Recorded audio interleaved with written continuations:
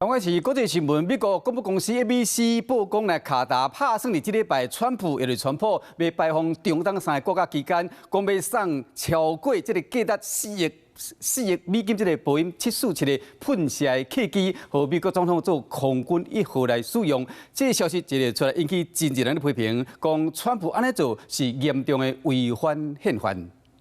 Our relationship between Qatar and the United States has been more than 45 years. It's a very strong, solid relationship. 川普第一任期时访问美国的卡达国王塔米姆，重申两国的关系真密。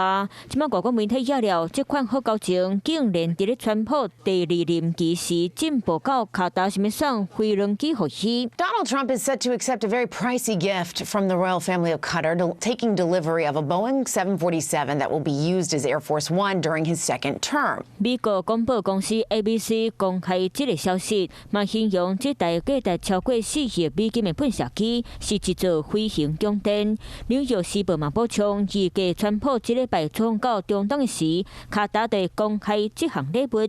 消息放出来，互侪人唔敢相信，因为美国宪法薪水条款的明文规定，现任的政府官员袂当接受任何来自外国王室或者是政府送礼。I don't think that Donald Trump can accept it. It's unconstitutional. The House of Representatives can impeach a government official for accepting unconstitutional emoluments. 消息佮指出，白宫讲，这台飞轮机交予美国空军，等川普落任了后，才佮交予伊的总统图书馆。不过，白宫法律专家批评，川普伫咧第一任期时，就真侪摆违反薪水条款，根本就唔相信川普会将飞轮机耍做公用。更加严重的是，若是甲人收飞轮机落来，美国的名声就臭破去。They also have been spending over $1 billion supporting Hamas over the years. It's somewhat ironic for the United States to be accepting a gift from Qatar.